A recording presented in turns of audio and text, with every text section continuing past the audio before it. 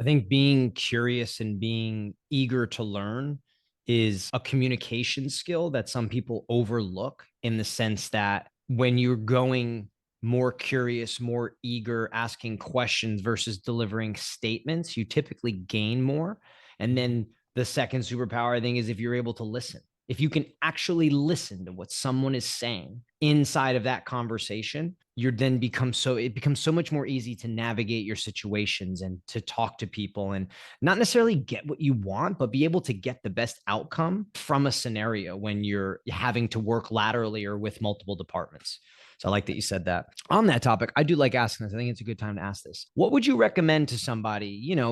You catch somebody in their mid late 20s, or even if they're older too, right? And they're working as more of an event manager at a corporate company, right? More executing, and they have, aspirations to become a head of global events, right? What kind of advice would you give somebody like that in terms of ways of mindset, thinking, skills to obtain, any bits that you'd give them? Yeah, I think for me, kind of looking back, even if I can talk to myself 10 years ago, like that kind of spirit, I think I would always just say, A, it's the relationships, right? The relationships and building kind of your core network of people, both inside and outside your company, right? As far as getting to a leadership role, that takes a lot of training, conversations, being able to really check all the boxes across not just the, feet on the street production execution side of it, but also being able to up level the conversation to all the way up to the executives to help define the strategies, define the goals, define the overall financial structure, right? Somebody who's in kind of this leadership type of role has to be able to speak at every stage of that process. And I think a lot of younger planners or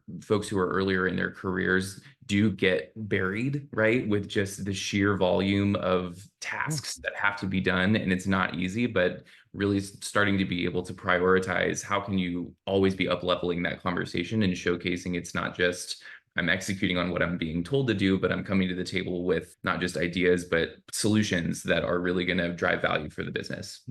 Yeah, we've gotten that question a lot just from people that listen to the podcast or attend the live show.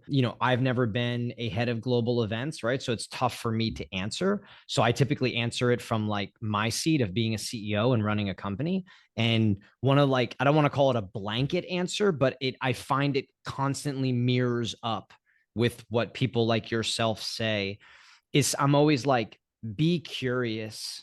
And I think if you're looking to advance, it is not saying go the extra mile, because I think some people just constantly do, or at least they always feel like they are, right? Everyone tells themselves that story. I think it's constantly trying to understand the bigger picture.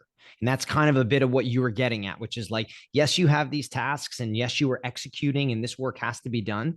But like, you got to think outside of what's going on around you to a degree. What is the bigger picture of what's happening? I think that's excellent advice for people, because sometimes people don't understand the business case of what's going on or how all the dots get connected. And when you start to figure those things out, you can really work a lot smarter, faster, and just become better at what you do.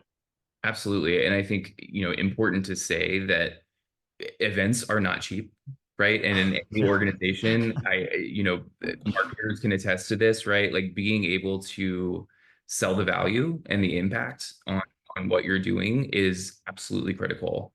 And being able to, even at the executive level, right? Like, why are we doing this? What are we really trying to accomplish? I'm maybe a little more on the controversial side of my profession because I'm the first person to say this doesn't have to be an event. We probably shouldn't do it because there's a lot more effective ways if we're just trying to build a leads list or, Yep. drive awareness or, there are other ways to accomplish those things at a much more scalable rate to save the financial, burden on the company.